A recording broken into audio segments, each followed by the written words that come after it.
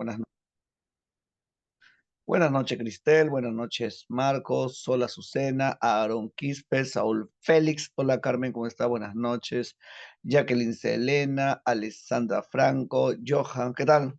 Valeria, ¿cómo estás, Valeria? Muy buenas noches. Muy buenas noches con todos aquellos que se conectan. Hola, Alberto, ¿cómo estás? Con los que se conectan, con los que saludan y con los que no saludan.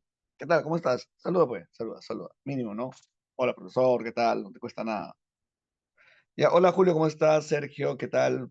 Yosmel, Anelí, Adriano de la Rosa, ¿qué tal? ¿Cómo estás? Marco, buenas noches. Camila, ¿cómo estás? Evelyn, Arce, ¿quién más está por acá? Henry Pizango, Juan André Pereira, Antonella, ¿cómo están? Muy buenas noches con todos. ¿Cómo está, profesor? Gracias, Juan Patricio, gracias por preguntar. Bien, bien, bien, feliz de estar con ustedes. Ya, ¿quién más está por acá? Jorlin, ¿cómo estás, Jorlin? Arriagas, Jimena Cumpa, ¿qué tal? ¿Cómo están? Muy buenas noches con todos. En esta noche fría de agosto, sigue siendo frío, maldita sea, cuando sea el frío, pero no importa, aquí estamos, a pesar de todo, para poder llegar a Ítaca, porque San Marcos es nuestra Ítaca. Recuerda, estamos en este viaje donde van a haber lestrigones gigantes y diferentes obstáculos para poder impedir nuestra llegada a Ítaca, pero tenemos que seguir. Ya, coméntame, aquellos que han visto el material, ¿cuál es el tema del día de hoy? Hola Adriana, ¿cómo estás? ¿Cuál es el tema del día de hoy? ¿Qué nos toca desarrollar en esta ocasión? ¿Quién me dice? ¿Quién me dice? ¿Cuál es el tema del día de hoy? ¿Qué vamos a desarrollar en esta ocasión? ¿Qué vamos a ver en esta oportunidad? Así es, Juan Patricio. El día de hoy vamos a hablar del barroco. Ya, el barroco. Muy bien, Camila. Vamos a hablar del barroco. ¿Qué es el barroco? Las características intrínsecas del barroco. ¿Cómo me doy cuenta de que una obra es barroca? Si San Marco me pone un fragmento de un texto, ¿cómo reconozco yo los elementos puntuales que tienen que ver con este estilo llamado barroco? Y sí, Camila, va por ahí, tiene que ver con la idea de conceptos opuestos, pero nada más eso. O sea, ¿cómo yo puedo reconocer al ojo de que una obra es barroca? Simplemente por características opuestas. O sea, y si no aparece eso, no es barroco. O hay más cosas que definen al barroco. Las complejidades, por ahí va también Sergio. Pero ¿complejidades de qué? ¿Qué complejidades? Porque la obra de Dostoyevsky nos presenta personajes complejos y no por eso es una obra barroca. ¿Mm? Es muy difícil entender. Claro, claro, claro, claro, también va por ahí, va por ahí, va por ahí. Su forma de escritura también va por ahí, va por ahí. Así es la dicotomía, así es la inestabilidad. Muy bien, como tu vida amorosa, la inestabilidad, sí, también va por ahí, va por ahí. Los contrastes. Sí, va por ahí, muy bien. Así que sí tienen una noción del barroco, ya. El día de hoy vamos a hablar de uno de los autores más importantes del barroco español. Vamos a hablar de quién, del gran Pedro Calderón de la Barca, más conocido como el más grande autosacramentalista español o también llamado la voz de la Contrarreforma, el gran Pedro Calderón de la Barca. Y su muerte en el año de 1681 determinó el fin de este gran periodo conocido como el Siglo de Oro. Sí, autor de la gran obra teatral La vida es sueño. La vida de sueño es un drama dividido en tres jornadas que se va a estrenar en el año de 1635. La vida es sueño, una obra del siglo XVII y que va a ser una obra muy típica del barroco. ¿Por qué se dice que esa obra es muy típica del barroco? Porque presenta las características no más puntuales de este estilo artístico que es el barroco. Así que sin más preámbulo, vamos con el tema del día de hoy. El día de hoy nos toca hacer literatura española y vamos a hablar específicamente de este gran periodo de esplendor conocido como el Siglo de Oro. Y estrictamente hablando, hablaremos del Gran Barroco. Es una época muy fecunda para España. A pesar de la crisis económica española, España va a sacar uno de los momentos más importantes de su literatura, tanto a nivel literario, a nivel pictórico, a nivel, no, a nivel arquitectónico, el barroco.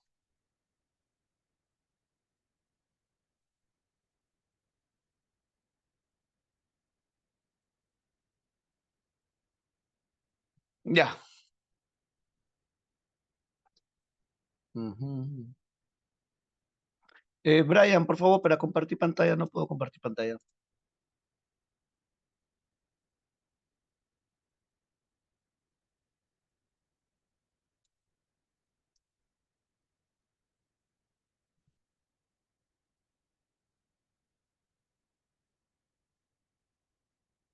Brian, Para compartir pantalla, por favor. Hola, Piero, ¿cómo estás? Muy buenas tardes.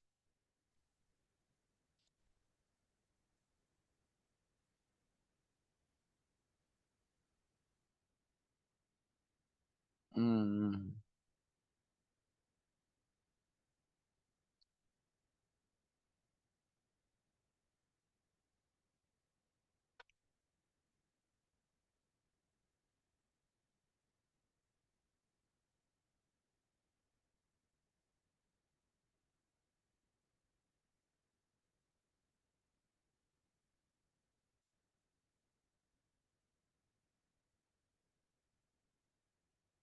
Bueno, ya les explico, hasta que me habiliten.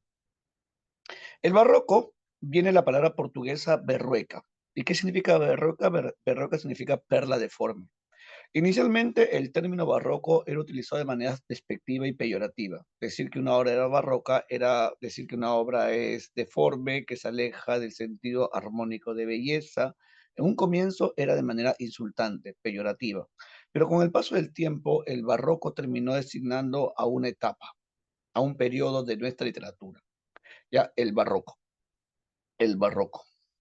¿Y a qué se llama una obra barroca? Una obra barroca es aquel, primero, el movimiento barroco se va a dar con mucha fuerza durante el siglo XVII, una época en la cual se desarrollaban las monarquías absolutistas, el siglo XVII. Recuerda que en el siglo XVII no, España entra en una crisis, así es, hay una crisis española a nivel económico y político. Lo que pasa es que España, de lo que había tenido un momento de apogeo, que fue el inicio del siglo de oro, España empieza a perder, ¿no? A perder poder. ¿A raíz de qué? A raíz de, uno, maldiciones políticas, lo que se van a conocer como los Habsburgos menores, o sea, reyes incompetentes que no estaban a la altura del siglo. Después también, ¿qué va a pasar? También a eso le sumamos también las guerras religiosas. Profe, en ese siglo se escribieron los comentarios. Claro, sí. Recuerda que los comentarios reales de los incas se escribieron en el año de 1609, la primera parte, y la segunda parte apareció después de que muere el cronista en el año de 1617. Pero ten cuidado, ¿ah? Los comentarios reales no es una obra barroca. Los comentarios reales, a pesar de que se van a escribir no durante el siglo XVII, no es una obra barroca. Ya, porque que una obra se escriba en un siglo determinado no define, no define su estilo. Hay que tener cuidado. Hay muchas más características. Ollantay también, claro, no, pero Ollantay pertenece al siglo XVIII. Se cree que fue compuesta en el año de 1770 y que va a ser representada ante Tupac Amaru antes de su gran revolución. Ya, pero eso también es muy interesante porque Ollantay, a pesar de que es el siglo XVIII, es una obra que presenta elementos del teatro barroco español, una clara influencia del teatro de Lope de Vega. Ya, Ollantay. Ya, pero vamos con el punto porque nos estamos alejando. Ya, como te decía, el siglo XVII es una época de crisis española. España pierde su presencia a nivel no económico, político y social en Europa. España entra en crisis. ¿A raíz de qué? De uno, los reyes que no estaban a la altura del siglo. Hablamos de los Habsburgos menores. ¿Quiénes son los Habsburgos menores? Son Felipe III, Felipe IV y Carlos II.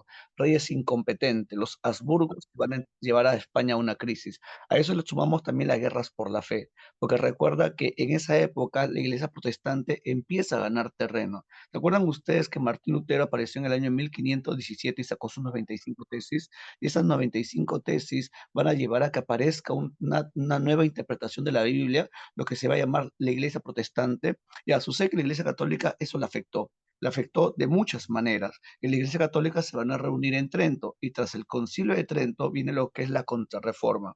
La contrarreforma es la respuesta de la Iglesia Católica al intento de reforma luterana.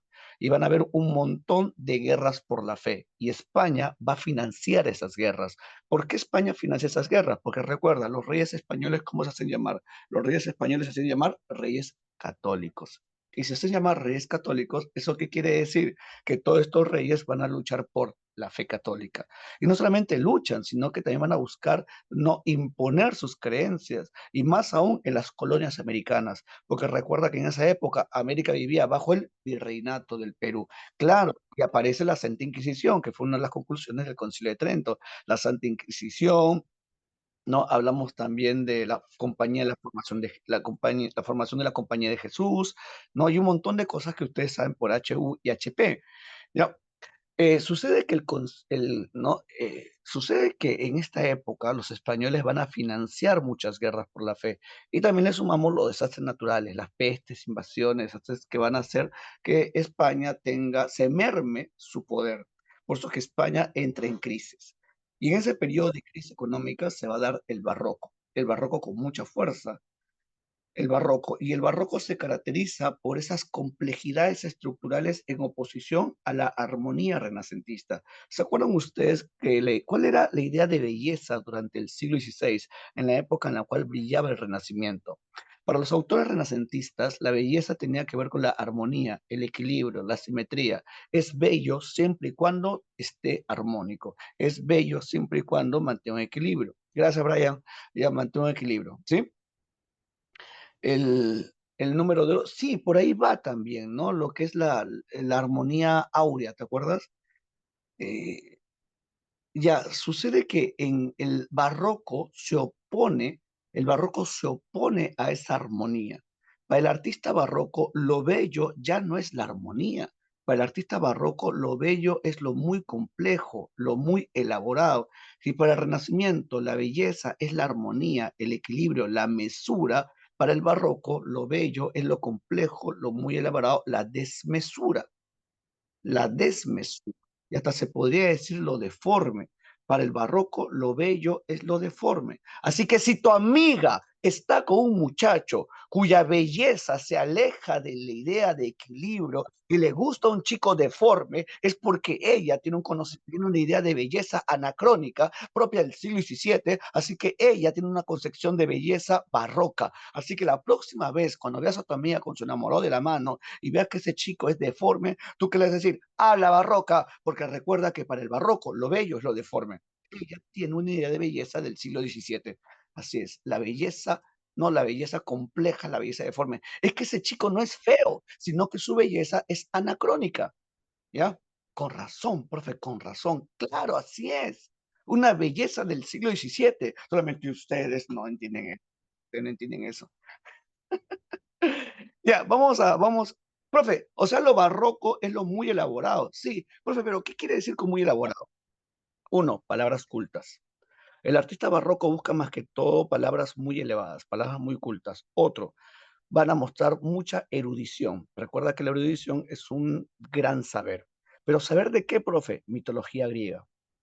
El artista barroco tiene un conocimiento muy profundo de la mitología griega o también la mitología romana.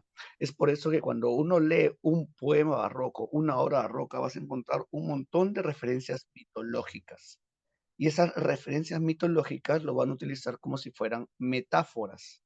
Y para colmo, esas metáforas, ¿no? Que utilizan las referencias mitológicas, las van a desordenar utilizando el hipérbaton y van a desarrollar estructuras precisas como sonetos. Por eso cuando uno lee a un artista barroco, no dice qué bello poema, pero no entiende nada. Imagínate la gente cuando leyó las Soledades de Luis de Góngora.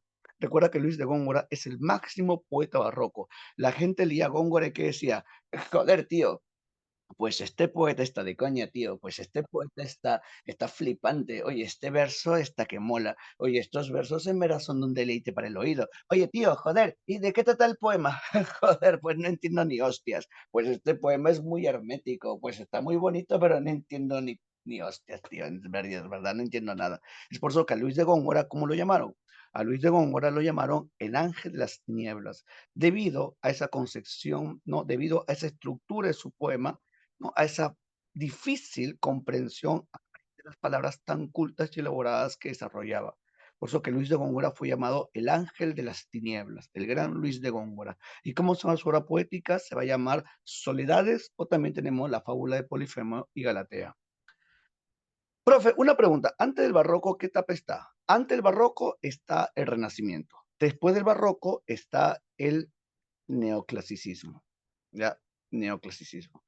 ¿Sospechoso es español? Sí.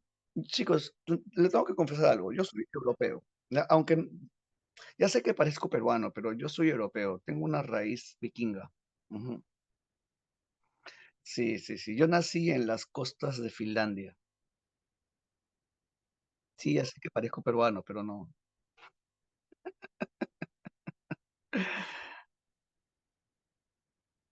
Y ahora sí, empezamos, ¿ya? ¿Salón, ve mi pantalla? Sí, ya. Alguien me preguntó, profe, ¿qué viene antes del barroco y después del barroco? Acá está, acá está. Ni mi ex. Acá está. Ya, fíjate, por favor, el día de hoy vamos a hablar más que todo de lo que es el, el barroco. Acá está el barroco. Fíjate, acá está el barroco. Antes del barroco tenemos el Renacimiento, que es la primera etapa del siglo de oro. Después del barroco tenemos no, el arte neoclásico. Y recuerda que cada movimiento artístico surge en oposición al anterior. O sea, el neoclasicismo se opone a los excesos retóricos del barroco y busca más que todo poner normas en el arte, ¿sí? El arte neoclásico intenta frenar los excesos retóricos del barroco. El barroco surge en contra de la armonía renacentista, porque recuerda que para el Renacimiento la belleza era el equilibrio, la armonía. El barroco, lo bello es lo complejo y lo muy elaborado, ¿ya? Si ustedes manejan esta línea de tiempo, va a ser bien fácil el curso de literatura, solamente como ustedes no leen, me dan trabajo, porque yo debería estar en mi casa jugando Play, pero no, pues acá estoy con ustedes.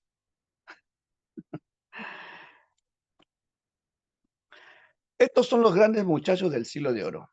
Ellos son los más grandes artistas de este gran periodo de esplendor. Recuerda que España va a tener un momento de hegemonía, España va a tener un momento de, no, de apogeo. Y este periodo de esplendor se va a llamar el siglo de oro. ¿Quiénes son estos muchachos que están acá? Ya, a ver, le ponemos un número en la frente. El uno es Garcilaso de la Vega, no es el Inca Garcilaso de la Vega. Recuerda que hay dos Garcilazos de la Vega en la literatura.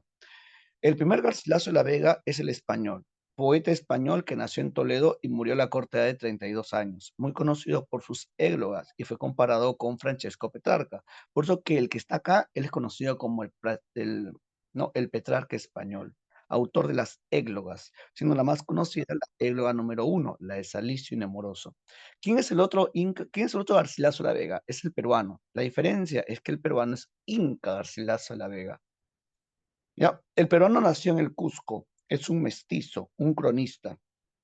Un cronista, profe, ¿de qué escuela es? Ah, él pertenece a la escuela italiana o también llamada escuela petrarquista. ¿Por qué petrarquista? Obviamente por la influencia de Petrarca, ¿ya?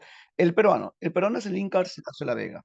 El Inca Garcilaso de la Vega, que va a ser cronista más que todo. Su primera crónica es la Freudea del Inca, solamente que San Marcos no pregunta su primera crónica, San Marcos nos pregunta los comentarios reales. Los comentarios reales que tiene dos partes, la primera parte del año de 1609 y la segunda parte es de 1617. Y es más que todo cronista, a diferencia de este que era poeta. Profe, pero tienen el mismo apellido, García La Vega. ¿Eran parientes? Sí, eran parientes. ¿Se conocieron? No se conocieron. Él era su tío. Él era su tío, no hubo una relación entre ellos, ya no, no, no, nunca se conocieron. ¿Por qué? Porque él murió joven. Recuerda que el español murió a la corte de 32 años por heridas de guerra allá en Francia. San Marcos no pregunta sobre él. El segundo es Cervantes Saavedra. Él es el gran Miguel de Cervantes Saavedra, más conocido como el Manco de Lepanto, autor de la famosa novela El ingenioso hidalgo Don Quijote de la Mancha. El tercero, él es Francisco de Quevedo. Pertenece a la escuela conceptista. Él sacó un poema en el cual se burlaba de la nariz de Luis de Góngora, llamado El soneto a una nariz. El 4 es Góngora, y mira esa nariz, ¿quién no le va a hacer un soneto a esa nariz, no? Sí, Francisco de Quevedo se lo hizo. Luis de Góngora y Argote, más conocido como El Ángel de las Tinieblas. Su obra más importante es la famosa obra Soledades o también la fábula de Polifemo y Galatea. El quinto es el gran Fénix de los Ingenios, el destacado Lope de Vega, autor de la gran obra teatral Fuenteovejuna y Lope de Vega en el año de eh, 1609. Sí, pues 1609. Sacó El arte nuevo de hacer comedia, que es un ensayo sobre, ¿no?, la forma nueva de hacer teatro. saca una serie de innovaciones en los cuales se le considera creador del drama. El sexto es el gran Pedro Calderón de la Barca. Pedro Calderón de la Barca, ¿no? Autor conocido por su obra La vida es sueño, también llamado el más grande autosacramentalista español o también conocido como la voz de la contrarreforma. Y estos seis muchachos son el abanico más importante de este gran periodo conocido como el siglo de oro. El siglo de oro. El siglo de oro en verdad fue un siglo, no, el siglo de oro no fue un siglo. El siglo de oro fue más de 100 años, casi 200 años. Se considera que empezó en el año 1492 y terminó en el año 1635. Si te das cuenta, 1492 a 1600 a 1681, perdón. Desde 1492 hasta 1681, que fue la muerte del gran Pedro Cajamarca, se considera que es no, el momento de duración de este gran periodo. ¿Qué familia reinaba en España? La familia que reinaba en España en esta época es la familia de los Habsburgo, o también llamada la Casa de Austria. Desde Carlos I, después viene Felipe II, Felipe III, Felipe IV y Carlos II. No, Carlos II siendo el último rey de este gran periodo de esplendor que falleció y dejó una seria crisis en España. Y en el año 1700 viene una nueva familia, los Borbones. Pero eso es otra historia. Recuerda que España se va a convertir en el brazo armado de la Iglesia Católica. El reino español va a defender profundamente la fe, porque sus reyes se hacían llamar reyes católicos. Y eso va a ser no el motivo que los llevó a enfrascarse en muchos conflictos por la fe, y más que todo en la etapa barroca en contra de la Iglesia luterana que tu profeta Cheuta le explicó con mucho más detalle. Mira mi pantalla. Los periodos de este gran momento de España, los periodos estéticos del siglo de oro. El primer periodo, ¿cómo se va a llamar? Recuerda que el primer periodo es el Renacimiento. El Renacimiento no nace en España. Esto ya me dice bastante. Si el Renacimiento no nace en España, ¿dónde nace? Nace en Italia. Así que los españoles van a admirar profundamente a Italia. Por eso que en la poesía hay una escuela conocida como la escuela italiana, donde ahí está Garcilaso de la Vega. Escucha este dato. El Renacimiento nació en Italia, en Florencia, y los autores españoles van a tener una profunda admiración por Italia. ¿Por qué? Porque en Italia brilla este gran movimiento cultural y los españoles van a tomar elementos italianos que claramente se puede ver en la poesía. ¿De qué manera? Por ejemplo, tenemos la influencia del verso heptasílabo y el verso endecasílabo. El verso heptasílabo es el verso de 7 sílabas y el verso endecasílabo es el verso de 11 sílabas. Estos tipos de versos eran muy usuales en Italia. Los españoles lo van a tomar. ¿Por qué? Porque les gusta la manera de hacer poesía italiana. Y no solamente eso, sino que también tenemos el cuarteto, el terceto, la lira, la silva, la octava real, y todo eso era de Italia. Los españoles que dicen, joder, tío, pues me mola la poesía italiana, pues qué tal si lo tomamos y lo imitamos, ¿no? Solamente que lo escribimos a manera española. Joder, pero qué gran idea, Garcilaso, pues vamos a hacer así. Y Garcilaso es el que abre todo esto. Bueno, el que abre todo esto es Juan Boscán, pero el que lo lleva a su mejor momento es Garcilaso. Es por eso que Garcilaso es el máximo exponente de la escuela italiana. Después van a haber más poetas que van a seguir ese camino, tomando influencia italiana. Ahí tenemos a quién, a la escuela salmantina, Fray Luis de León.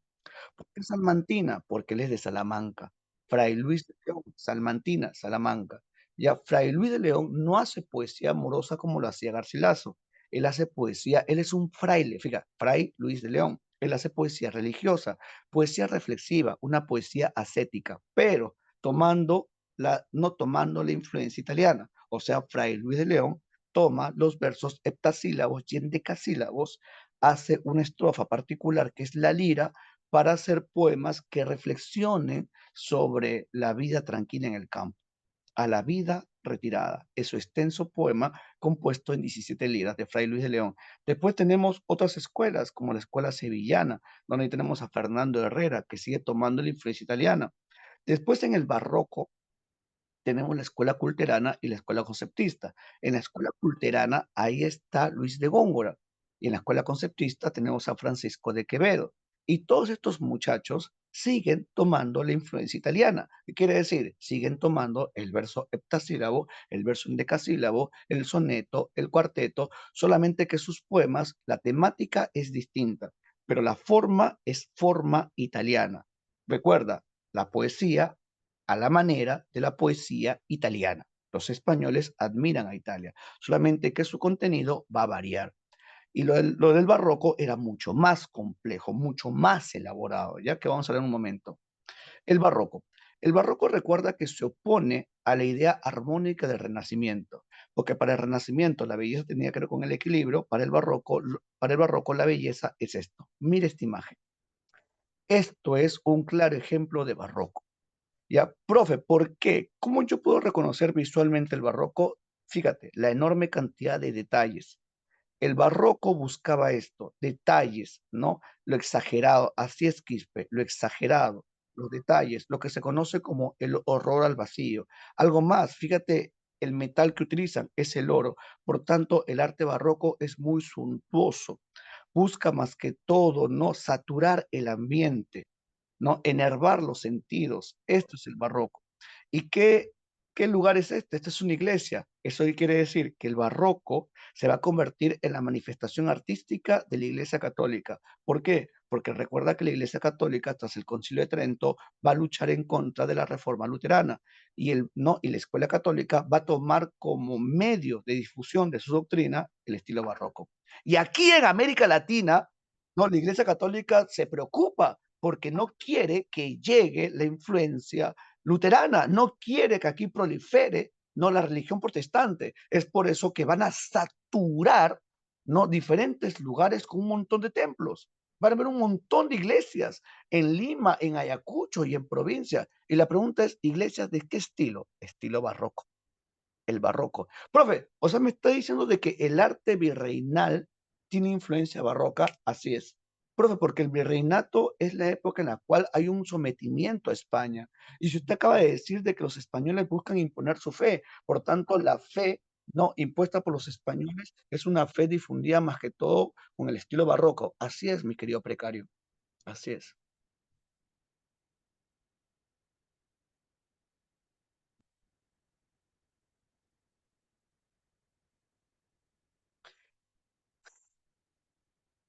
Quiero que veas esta línea de tiempo. Mira esta línea de tiempo. Esta línea de tiempo, aquí tenemos, ¿no? El Renacimiento. ¿Qué reyes están vinculados con el Renacimiento? Tenemos a Carlos I y tenemos acá a Felipe II. Carlos I son los reyes de España vinculados con el Renacimiento, ¿no? Aquí tenemos, durante el reinado de Carlos I, tenemos a Garcilaso de la Vega. Mira, acá está Garcilaso de la Vega. También tenemos la novela El Lazarillo de Tormes. Ya, El Lazarillo de Tormes. Porque recuerda que El Lazarillo de Tormes es una novela picaresca publicada en 1554. Es una novela picaresca, pero que pertenece al Renacimiento. Ya, y en el Barroco, esto nos interesa. En el Barroco tenemos tres reyes, Felipe III, Felipe IV y Carlos II. Recuerda que estos tres reyes fueron conocidos como los Habsburgos menores. ¿Por qué fueron llamados los Habsburgos menores? Porque fueron reyes que no estuvieron a la altura del siglo. Lamentablemente, por culpa de estos reyes, España entró en una profunda crisis. Lo genial de esta época es que a pesar de la crisis, España va a desarrollar su mejor literatura. El arte es increíble, es increíble. Aquí tenemos autores como Tirso de Molina, el gran Lope de Vega, el gran Luis de Góngora y Argote, Cervantes Saavedra, la vida del buscón Don Pablo de Quevedo, ¿no? El gran Pedro Calderón Abarca. Fíjate, es una época donde el arte va a tener su mejor momento. Profe, ¿y por qué? ¿Por qué? ¿Por qué si hay una crisis económica? ¿Por qué hay un apogeo artístico? Escucha esta parte, ¿ah? Sucede que durante el barroco el hombre es consciente de su mortandad. Durante el barroco, a raíz de los grandes avances tecnológicos que se van a ver, obviamente comparados con la época medieval, ya a raíz de estos avances tecnológicos, el hombre, el sujeto del siglo XVII, entra a un profundo pesimismo porque es consciente de su finitud, porque es consciente de su mortandad. O sea, dicen, oye, me voy a morir. No sé por qué tantas vainas si al final me voy a morir. ¿De qué me sirve tener tantísimo dinero como los reyes de las monarquías absolutistas si al final me voy a morir? Pero si me muero, ¿qué tal si dejo un gran proyecto? ¿Sí? Los reyes, las personas, los artistas del siglo XVII Al ser consciente de su mortandad, ellos dicen, yo me muero, pero mi obra me sobrevive. Por eso,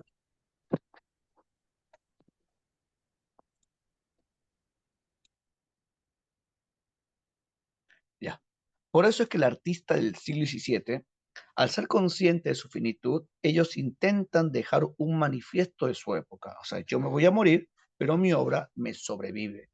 Yo muero, pero mi obra trasciende. Así que voy a buscar de alguna manera hacer grandes obras, monumentales obras, para que la gente sepa de que yo estuve aquí. Y adivina qué, en esta época se construye el Palacio de Versalles, una de las máximas muestras arquitectónicas, ¿no?, del poder absolutista del siglo XVII. ¿No? El Palacio de Versalles, allá en Francia, que ustedes han viajado, ¿no? Cuando ustedes han conocido cuando fueron de viaje de promoción, porque ustedes han viajado por Europa, ¿no? ¿No? ¿No? ¿Que no han ido a Europa de viaje de promoción? Chosica nomás. Ah, por Google Maps. Al Parque Zonal. Ah, ayer fuiste. A su madre. A Chosica nomás y con el chosicano todavía. A venir a España. Ya, esto es el barroco.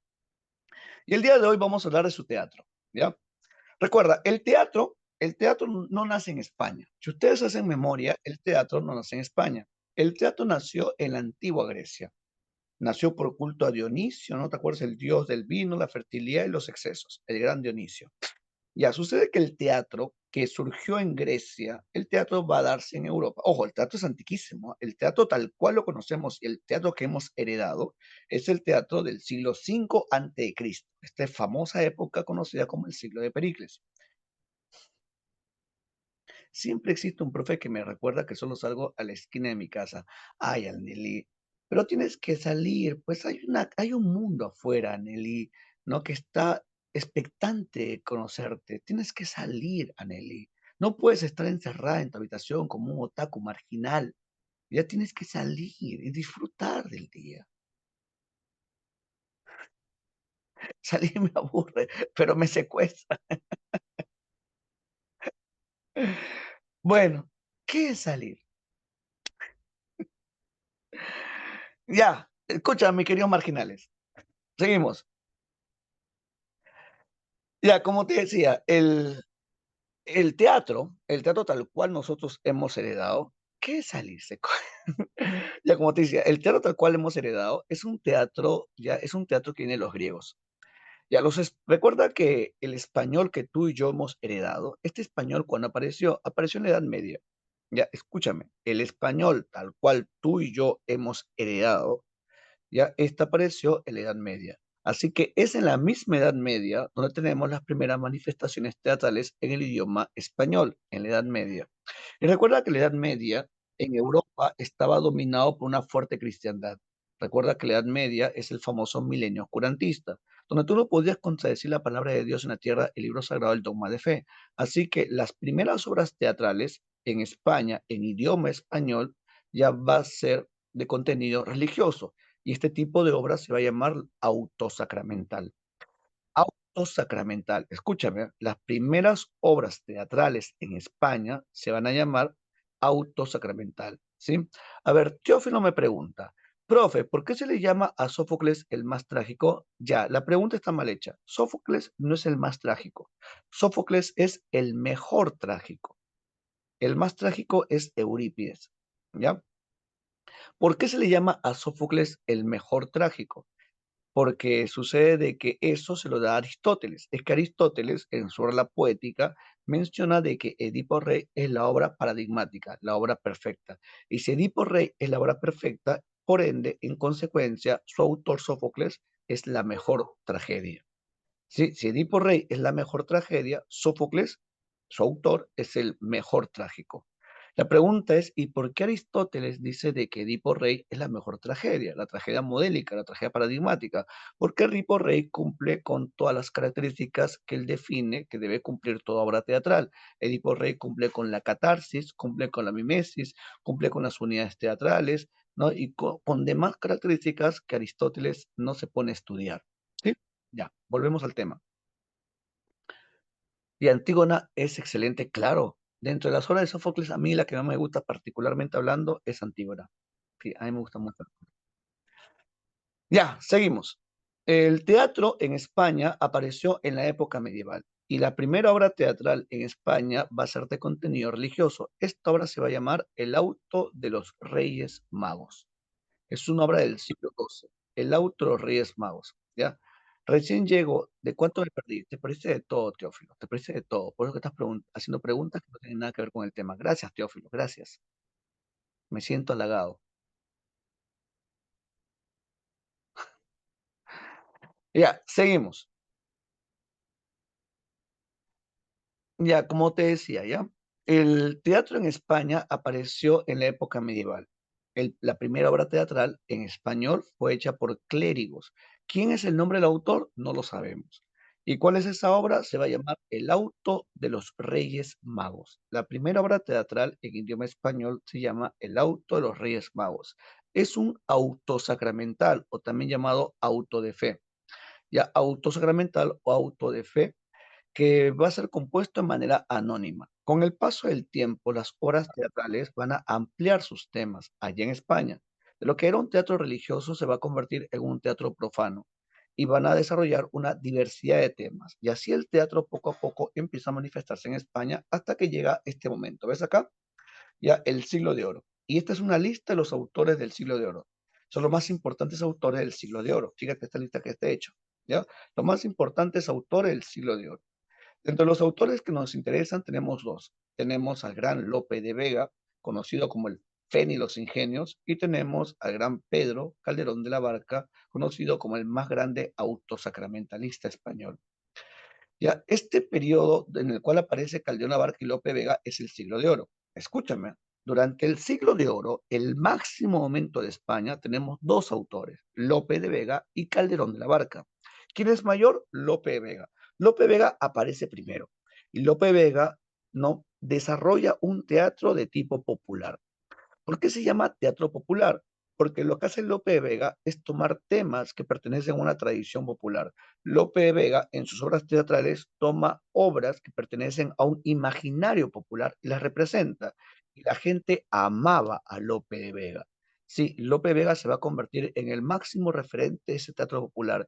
Y hay una obra muy importante de Lope de Vega que la gente amó. ¿Y qué obra es esta? Fuentovejuna. Fuenteovejuna es una obra teatral que nos habla de un pueblo que se levanta en contra del gobernador Fernán Gómez. Esta es una obra teatral donde nos habla de cómo el pueblo se revela y se subleva en contra de este desgraciado Fernán Gómez. ¿No? Y el pueblo, ¿por qué el pueblo se subleva? Porque era demasiado abuso. Y el pueblo se subleva y mata a Fernán Gómez. Y lo interesante de esta obra es que nos habla de qué? Nos habla de justicia popular. Y nos habla también de honor villano. Ahora entiendes por qué el pueblo amaba a Lope de Vega, porque hace referencia de que el honor no es algo propio de las clases altas y aristocráticas, sino que el honor también lo puede tener cualquier persona. El pueblo también puede resarcir su honor. Ya, Lope de Vega, en el año 1609, saca una obra llamada El arte nuevo de hacer comedia. Y en esta obra Lope de Vega da los puntos básicos del nuevo teatro que se está gestando. Porque Lope de Vega, en esa obra, El arte nuevo de hacer comedia, nos habla del drama. Recuerda que el drama es la mezcla de tragedia más comedia. Solamente que Lope de Vega no lo llama drama, lo llama la comedia nueva. Otro aspecto importante que hace Lope de Vega, él crea al personaje gracioso. En el caso de Fuenteovejuna es Mengo, le da importancia al personaje femenino. En el caso de Fuenteovejuna es no, Laurencia. Ya el tema del honor también que no teoriza Lope de Vega. Profe, pero esto no viene, ¿por qué lo dice? Lo que pasa es que todo esto lo hereda aquí, lo hereda Pedro Calderón. Pedro Calderón hereda elementos del teatro lopesco que se puede ver en La vida y sueño. Por ejemplo, en La vida y sueño encontramos al personaje gracioso, encontramos a Clarín, ya, Clarín, en La vida y sueño tenemos la importancia del personaje femenino. que es herencia del teatro lopesco. Tenemos a Rosaura. Y si usted recuerda, La vida es sueño presenta una doble trama, la historia de Segismundo y la historia de Rosaura. Ya fíjate, la doble trama en la obra de Lope de Calderón de la Barca, en La vida es sueño. Calderón de la Barca se va a convertir en uno de los máximos representantes de un teatro cortesano. ¿Por qué se llama teatro cortesano? Se va a llamar teatro cortesano porque es un teatro dirigido a la nobleza y con personajes en su mayoría que son de la aristocracia. Tenemos reyes, príncipes y duques. Después, su lenguaje es mucho más elevado. Si en el teatro popular era un lenguaje para el pueblo, en el teatro cortesano es un lenguaje para la nobleza, un lenguaje más elevado y con temas filosóficos que lleven a la reflexión. ¿Sí? Y él es el gran Pedro Calderón de Barca.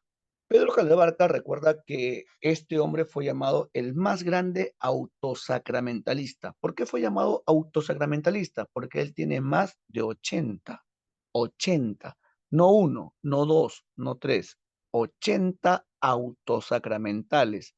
¿Y qué es un autosacramental? Es una obra teatral de contenido religioso. Profe, o sea, él tiene obras teatrales de contenido religioso, sí, porque recuerda que él va a ser llamado la voz de la contrarreforma, porque Pedro Calderón a los 50 años tomó los votos religiosos y se hizo sacerdote, y como sacerdote va a ser un gran defensor de la fe. Llegó a ser capellán del rey Felipe IV. O sea, imagínate toda la presencia que tenía dentro de la corte. Por eso es que él se va a convertir en el más grande defensor de la fe. ¿Sí? Y sus obras, como La vida es sueño, va a tener contenido filosófico. La pregunta es ¿por qué? Porque va a haber algunos temas que nos llevan a la reflexión, que vamos a ver en un momento. ¿Ya? Vamos a hablar de La vida es sueño. La vida es sueño es una comedia, es una obra teatral dividida en tres jornadas, donde la obra presenta más que todo el predominio del verso octosilábico. ¿Qué es el verso octosilábico? Es el verso de 8 sílabas métricas. Toda la obra está ambientada en Polonia. Polonia, ojo, que esté en Polonia no es de manera casual, no es de manera casual. ¿Por qué Pedro Calderón hace una obra en Polonia si él es español?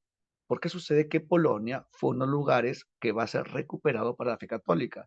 ¿Te acuerdas la guerra de los 30 años? La guerra de los 30 años fue de 1616 a 1600, no, perdón, de 1618 a 1648. Y Polonia fue recuperado para la fe católica. Así que no es casualidad, no es casualidad de que el ambiente sea Polonia. No es casualidad de que el rey sea el rey Basilio, porque el rey Basilio era un hombre muy adicto a la astrología, o sea, al horóscopo. Y recuerda que la fe católica rechaza cualquier tipo de conocimiento basado en la esotería, porque según la fe tú no puedes saber el futuro, sino eso lo sabe Dios. Por eso es que al rey Basilio lo pone en un segundo plano y por encima a Segismundo. ¿Ya? ¿Cómo empieza la obra? Recuerda que la obra empieza, escucha, la obra empieza no con Segismundo, sino con Rosaura.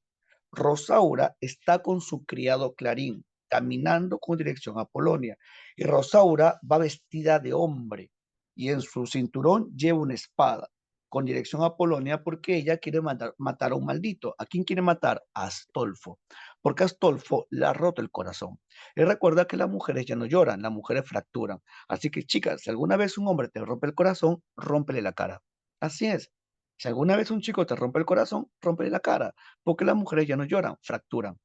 ¿Ya? Y sucede que Rosaura está yendo con dirección a Polonia y Rosaura está muy cansada y aparte está muy temerosa porque han perdido su caballo. ¿Te acuerdas cómo empieza la obra? Hipogrifo violento que corriste parejas con el viento.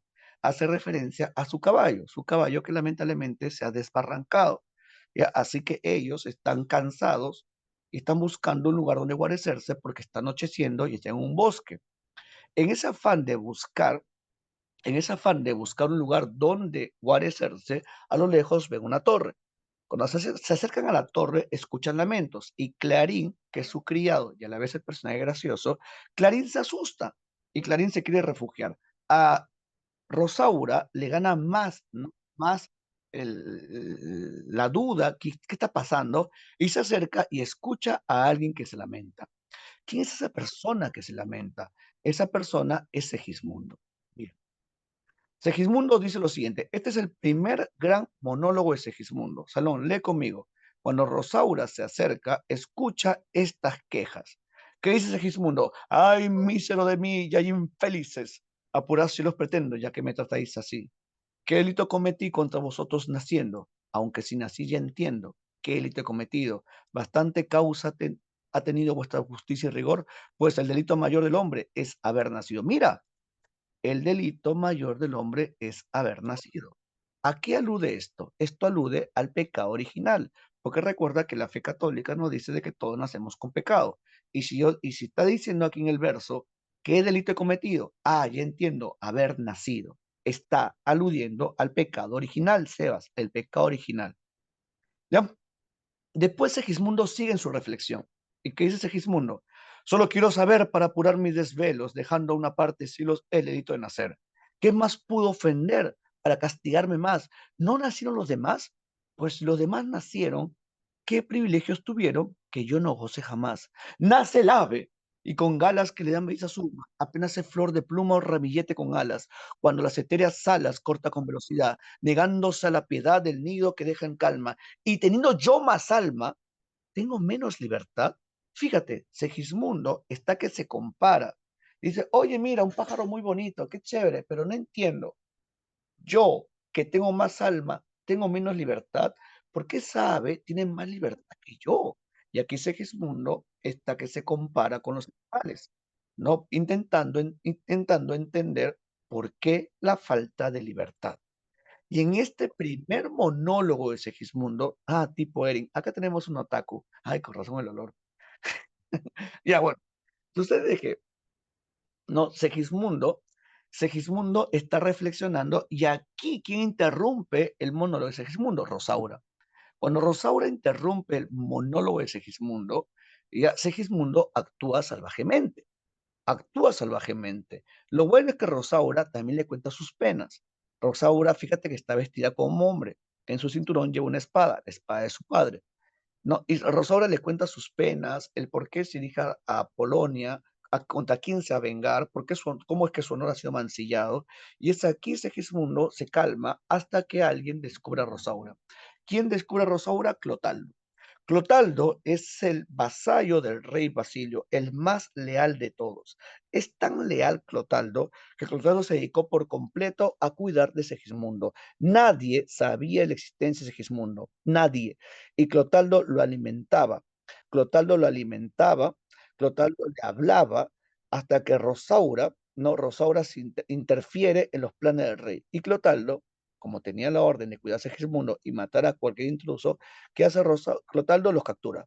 Los captura y Rosaura tranquilamente le entrega su espada. Es allí que Clotaldo le pregunta de quién es esa espada. Y Rosaura le dice que esa espada era de mi padre, que le entregó a mi madre antes de que él partiera a cumplir la orden del rey. Y Clotaldo le dice, yo esta espada le entregué a mi mujer. Estando embarazada, la tuve que abandonar para poder cumplir mi labor real. Es ahí que Clotaldo le dice, yo soy tu padre. No, y así. No, aquí nos enteramos de que Clotaldo es el papá de Rosaura. Y aquí viene un problema. Sí, un problema. Tiene que hacer con Rosaura. Porque recuerda que la orden era matar a cualquier intruso. Clotaldo se pregunta, ¿qué hago? ¿Qué situación es esta? ¿Qué camino elijo? No, yo vasallo, ella mujer. No, yo soy padre y también leal vasallo. Es ahí que Clotaldo se pone a reflexionar, cumplir su labor de vasallo muy leal o cumplir su labor, ¿no? Cumplir su labor de... ojo, espérate, Camila, aquí todavía está como Rosaura, ya, pero está con un hombre, está con ropa de hombre, ya, y sucede que Clotaldo no sabe qué hacer, hasta que Clotaldo decide llevar a su hija ante el rey para poder intervenir o interferir a favor de ella, pero para poder esconderla, la viste como dama de la corte. Fíjate, Rosaura utiliza un disfraz de lo que al comienzo tenía un disfraz de hombre, ahora tiene un disfraz de dama de la corte, de cortesana. Ya es llevada y le cambian de nombre y la llaman Astrea, ya Astrea, ¿sí? Así que, no, ese es más adelante, André.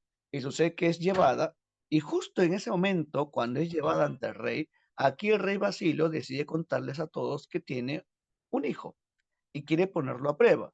Les cuenta que tiene un hijo, que estaba encerrado en una torre a raíz de su mala estrella, porque cuando él nació, la reina murió y para colmo, ese día hubo eclipse.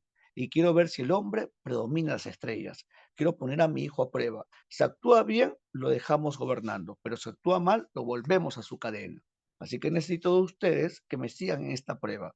El rey Basilio le pide a sus vasallos que le sigan el juego. Y Segismundo es drogado y Segismundo despierta en la corte. Cuando Segismundo se despierta en el palacio, se pregunta, ¿qué es esto? ¿Qué está sucediendo? ¿Qué pasó mientras yo dormía? Y lee conmigo esta parte, ¿ya? Segismundo dice, válgame el cielo que veo, válgame el cielo que miro. Yo con poco espanto lo admiro, con mucha duda. Yo en palacios, yo en palacios suntuosos, yo entre telas y brocados, yo cercado de criados tan lúcidos y briosos, yo despertar de dormir tan excelente, tan excelente, yo en medio de tanta gente que me sirva de vestir, decir que sueño es engaño. Bien sé que despierto estoy, yo Segismundo no soy, dadme cielo de desengaños. Decidme qué pudo ser esto que mi fantasía sucedió mientras dormía, que llegando aquí me he llegado a ver, pero sea lo que fuere, ¿quién me mete en discurrir? Dejarme quiero servir y venga lo que viniere. O sea, fíjate, mientras Segismundo estaba hablando, se escuchaba una pelea. ¿Has visto los efectos de sonido de la clase? Ya. Y sucede que Segismundo no se pregunta qué ha sucedido. Y Segismundo dice, yo Segismundo no soy. ¿Qué ha pasado? ¿No? Y bueno, si esto es un sueño, voy a hacer lo que me la gana, ¿no? Claro, tipo Tilsa, soy soltero y hago lo que quiero. ¿Ya? Y Segismundo actúa mal. Segismundo como rey, Segismundo ve a su prima Estrella, que estaba tan bonita, y Segismundo la quiere besar. Astolfo, su prometido, la defiende y se pelea con Segismundo. Un criado, un criado, ¿no? Cuando ve eso, dice, mi señor debería comportarse. Segismundo coge al criado y lo arroja por la ventana y lo mata. Cuando el rey Basilio ve todo eso, cuando su papá ve todo eso, dice, es verdad, tenían razón las estrellas. Mi hijo es un desgraciado, encierren a mi hijo. Y Segismundo es narcotizado, o sea, lo van a drogar de nuevo, y Segismundo se despierta ¿en dónde? En el palacio. Perdón, se despierta en el calabozo. Segismundo se despierta en el calabozo y aquí viene el segundo gran monólogo de Segismundo. Lee conmigo. Segismundo en prisión dice lo siguiente. Sueña el rey que es rey y vive con este engaño mandando, disponiendo y gobernando. Y este aplauso que recibe prestado en el viento escribe en ceniza lo convierte de la muerte en desdicha fuerte. Y hay quien intenta reinar viendo caer despertar en el sueño de la muerte. Sueña el rico en su riqueza, que más cuidado le ofrece. Sueña el pobre que padece su miseria y su pobreza. Sueña el que me da empieza. Sueña el que afana y pretende. Sueña el que agravia y ofende. Y en el mundo, en conclusión, todos sueñan lo que son, aunque ninguno lo entiende. Yo sueño que estoy aquí, de estas prisiones cargado, y soñé que en otro estado mal y sonjero me vi. ¿Qué es la vida? Un frenesí. ¿Qué es la vida? Una ilusión, una sombra, una ficción. Y el Mayuén es pequeño y que toda la vida es sueño y que los sueños, sueños son. O sea, Segismundo piensa que la vida es un sueño, que todo lo que ha vivido es un simple sueño y confunde la realidad con la ficción. Segismundo no logra darse cuenta de los límites entre la vida, ¿no? y el sueño. Y es ahí que el pueblo se entera de que hay un príncipe encerrado, porque el pueblo a quién no quería, no quería a Astolfo, porque supuestamente el rey Basilio no tenía hijos y si el rey Basilio moría, quien iba a tomar la corona era su sobrina Estrella y quien se casase con Estrella iba a ser rey y Astolfo se quería casar con Estrella. Por eso que no Astolfo no despierta una rebeldía en la gente, porque la gente no quería a Astolfo, porque Astolfo era extranjero, era el duque de Moscovia, y el pueblo se levanta en rebelión, y el pueblo va a la torre y libera a Segismundo. Sí, el pueblo libera a Segismundo, ¿por qué? Porque es el príncipe heredero legítimo. El pueblo va y libera a Segismundo y Segismundo que dice, no, esto no es verdad, esto no es cierto, esto es otro sueño, esto es otro sueño, hasta que alguien incita a Segismundo a luchar, es Rosaura. Rosaura le dice, si no vas a pelear por ti, hazlo por mí, porque tú me lo debes, porque me lo prometiste. Y Segismundo ve a Rosaura y la reconoce de un sueño. Y Segismundo lidera a las tropas del pueblo y se pone en modo San Marcos, mira, modo rebelión. Y es ahí que se van a enfrentar a las tropas de su padre Y en ese enfrentamiento, no, ¿quién muere? Muere Clarín. Clarín es confundido con un soldado y, no, y vas, lamentablemente recibe un disparo y fallece Clarín.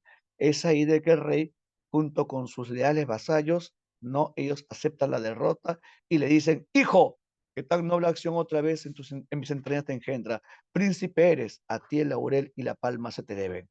Tú venciste, hijo, corónate las hazañas. Y la gente que dice, ¡viva Segismundo! Y Segismundo como rey, escucha, Segismundo como rey da la siguiente orden. Segismundo dice, pues ya de vencer a guarda mi valor grandes victorias. Yo voy a ser la más alta, vencerme a mí. Segismundo dice, mi mayor victoria es vencerme a mí. Y después escucha, Segismundo dice, Astolfo, de la mano luego a Rosaura, pues sabe que mis honores es deuda y yo he de cobrarla. Segismundo ordena que Astolfo se case con Rosaura, porque recuerda que Rosaura se ha sentido despojada de su honor porque Astolfo la ha despreciado. Y Segismundo ordena que los dos se casen. Y Astolfo le dice, ya está bien, yo me caso con ella, pero yo soy noble y ella plebeya, y mi honor, ¿quién me lo agrave? ¿No? Y sucede que aparece Clotaldo y le dice, yo soy no leal vasallo de su majestad y los títulos que yo tenga, ella los hereda, porque ella es mi hija, por tanto, yo no tenemos un vínculo entre los dos. Y Astolfo le dice, bueno, a nada. Lo que pasa es que Astolfo sí amaba a Rosaura, solamente que a Astolfo le importaba más el poder, le importaba más tener la corona, ¿ya? Y Segismundo después, al ver que su prima Estrella se ha quedado sin pretendiente, porque Astolfo se iba a casar con ella, dice, prima, vamos a escoger un hombre que está a la altura de tu mano, y si no encontramos alguno, yo ofrezco la mía. Sí, Segismundo se va a casar con su prima. Es el momento norteño de la obra. Ya Segismundo se va a casar con su prima, y cuando Segismundo va donde su padre, Segismundo le pide a su papá que se perdone, ¿no? Que le perdone. Sí, escucha, Segismundo le dice, papá, ponte de pie, más bien perdóname tú a mí. Y su papá lo mira y le dice, pero hijo, ¿qué está pasando? Y Segismundo le responde de esta manera, papá, ¿qué os admira? Papá, ¿qué os espanta? Si fue mi maestro un sueño y estoy temiendo en mis ansias que despertar y hallarme otra vez en mi cerrada prisión. Y cuando no sea el soñarlo solo basta, pues así llega a saber que toda la dicha humana, en fin, pasa como sueño y quiero hoy aprovecharla. El tiempo que durare pidiendo de nuestras faltas perdón, pues despechos nobles están propios de perdonarlas. O sea, Segismundo, al final de la obra, Segismundo le pide a su papá perdón. Y su papá le dice, hijo mío, ¿qué estás haciendo, papá? ¿Pero qué te sorprende? Si mi mayor maestro fue un sueño y temo despertar en prisión, así que quiero pedir de mis faltas perdón. O sea, Segismundo está dándose cuenta y está reflexionando que si despierta de nuevo en prisión, lo mejor sería actuar prudentemente. Segismundo no va a tener una actitud razonable, actúa de manera prudente, elige un mejor camino y esa capacidad de elegir, ¿cómo se va a llamar? Libre albedrío. Libre albedrío. Es por eso que esta obra desarrolla un tema filosófico que es el libre albedrío, la libertad de poder elegir. Y recuerda, el libre albedrío fue una de las categorías presentadas por la Contrarreforma y estudiado por Santo Tomás de Aquino. ¿Se acuerdan? Han estudiado la Contrarreforma, ¿no? Han visto ese tema en HU. Ahora imagínate el español del siglo XVII. Imagínate cuando los españoles vieron esta obra. No, los españoles dijeron, joder, tío, pues que tal estamos en un profundo sueño y todo esto es simplemente una proyección de lo que estamos dormidos. Joder, tío, me estás diciendo que estamos en la Matrix y que esto es una película con Keanu Reeves. No, tío, esa es una película del siglo XX. ¿Qué tal si estamos en el mito de la caverna de Platón? El mito de la caverna. Según el mito de la caverna, lo que vemos simplemente que son sombras y apariencias. Y más allá hay un mundo que nosotros no podemos alcanzar porque estamos acá en una cueva encadenados. Sí, esta es una obra que va a llevar una profunda reflexión filosófica, una obra que toca temas muy importantes como la falta de libertad, como las ansias de querer trascender a un mundo distinto, la, la difícil relación entre padres e hijos, el tema del pecado original y el libre albedrío. Es una obra importantísima del gran Pedro Calderón de la Barca. Y bueno, querido Salón, eso ha sido todo por el día de hoy. Espero que les haya gustado la clase, espero que hayan atendido y que hayan no conocido un poco más de lo que es el barroco español. ¿Sí? Claro que es recurrente los exámenes, Camila. Ya. Nos vemos, chicos. Cuídense bastante. Chaucito. Dejo con Brian. Bueno, Brian.